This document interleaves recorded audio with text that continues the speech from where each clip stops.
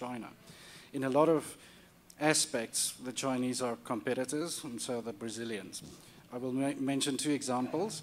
Just looking at South African banks trying to establish a presence in Angola. Standard Bank established a presence in Angola. They got a banking license, but it took 18 months more than they anticipated it to. It took a lot of legwork. Doing business in Angola, by any stretch of the imagination, is not easy. It's very difficult. So Standard Bank has been the most successful South African banks. Other South African banks have been far less successful in opening and sustaining their offices in Angola. I believe this very much is a result of previous colonial ties. South Africa is seen by Angola as a competitor, and there's probably not much love lost between the South African government and the Angolan government. South Africa is at a distinct disadvantage, I believe. I will mention one deal that I was working on previously as a banker. That deal was a Brazilian company with operations in Cape Town. This Brazilian company manufactures oxygen generating units in ship containers that are exported to any less developed country. It can be put right next to a hospital and plugged in and supply oxygen for the hospital. This was particularly developed in South America by this company. And they thought it was a great way to solve problems for African hospitals. And they got a massive order from the Angolan government on a number of hospitals to supply this. The South African bank tried to organize the financing for this, but after many months and many negotiations was not able to actually establish the groundwork or the working relationship with the Angolan bank to actually do that. I firmly believe that if a Brazilian bank was involved in this, they would have had that order, no problem, and they could have done the financing for that. So where South Africans are very unsuccessful in a lot of ways is probably Angola. That's one example that I can mention, and I firmly believe that Brazil, because of its linguistic and cultural ties, has a distinct advantage. Just one other small point I wanted to make on the African, how Africans partners in this investment. And I'll just limit my answer to the banking perspective. I think banks actually gain a lot from the Chinese.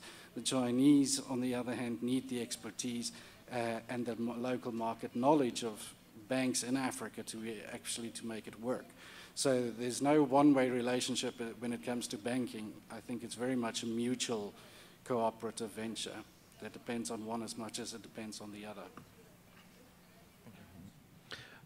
Let me answer your question, this gentleman, very quickly. Remember, back in 1978, there was a very important meeting in China, and Deng Xiaoping was presiding over that meeting.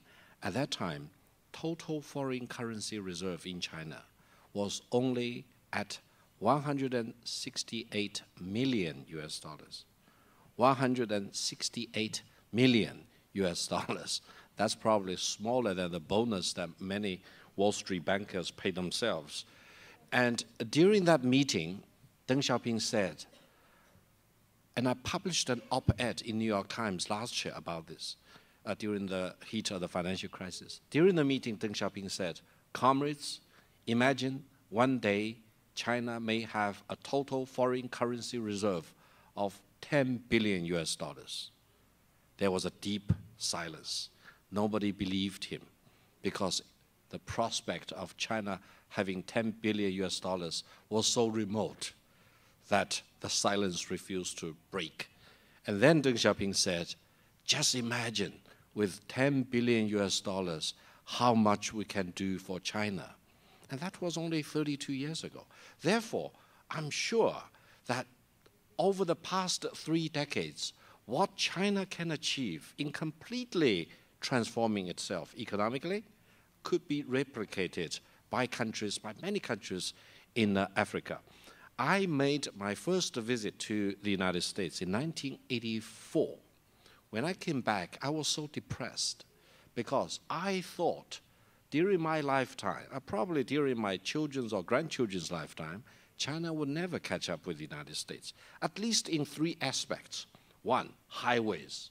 Wow, back in 1984, the superhighway system in the United States was already completed for more than several decades. Second, power, because at that time there was acute shortage of power in China.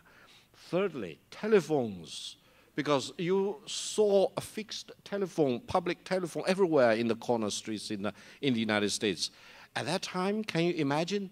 Hong Kong had more telephone lines than the combined total number of telephone lines throughout China.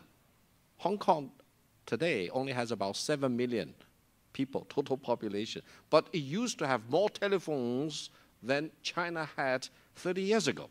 Now it's completely changed. China has more than 800 million mobile phones subscribers. 800 million, can you believe that? China has more than 400 million internet users. And China is building the largest network of highways, and as we mentioned, the largest network of super high-speed railways. Therefore, I think many scholars talk about how could China make it. If you compare China with India, India is way backward in terms of infrastructure compared with China. Each time I visit India, I came back as a firm believer of why China got it right over the past 30 years. Therefore, I think we need to analyze, but time is too short for today. Different people talk about Beijing consensus. Different people talk about the list of 8 reasons why China made it happen. And I have my own analysis. If we have another time, I would be very happy to sit down with you and share with you my personal experience as an interpreter for Deng Xiaoping.